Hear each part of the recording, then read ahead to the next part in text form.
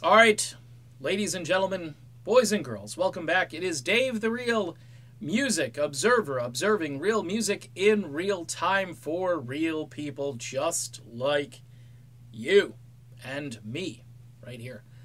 Imagine for a moment that the Fleetwood Mac Ultimatum went the other direction. The ultimatum, of course, nobody is denying that there was an ultimatum given. It's either him or it's me. And as Lindsey accurately has said, well, she's the lead vocalist. So what was I going to do?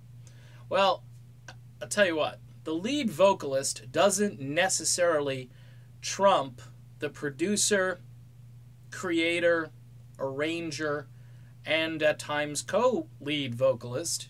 Doesn't necessarily go against that philosophy. It depends on, I guess, your band situation.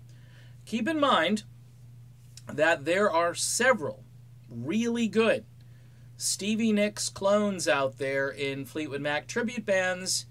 There are 0 Lindsey Buckingham clones out there. There are people that play Lindsey's part. They grab a guitar, they sing his part, they sound nothing like him, they play nothing like him.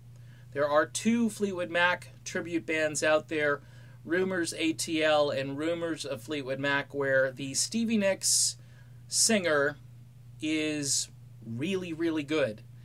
In fact, in both cases, they remind me of Stevie Nicks circa 1977 or something like that. Just, it's a time travel thing, and they're both really skilled at what they do.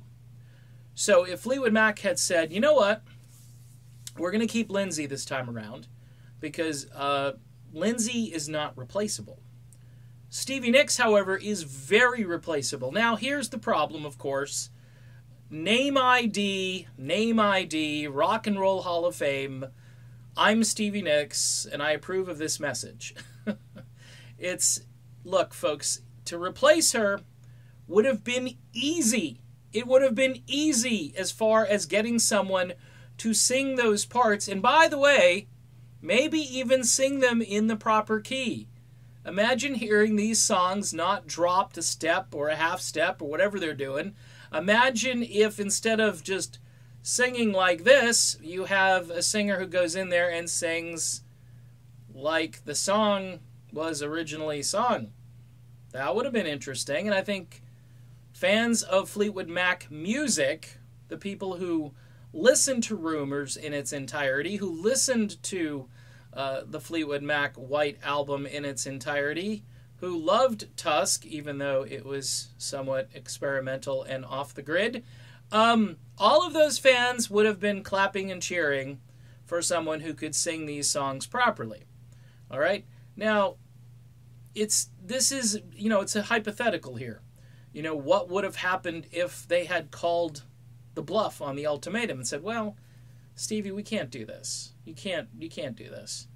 We need to have Lindsey in the group. Lindsey is very important. He is very important to the live show. His energy, his guitar work is just essential. Lindsey looked at it like everybody else did, at least when he made that comment. He said, well, she's kind of like the lead vocalist, even though that's, she's a lead vocalist. But she's the most recognizable lead singer, so that is why they chose to keep her and let him go.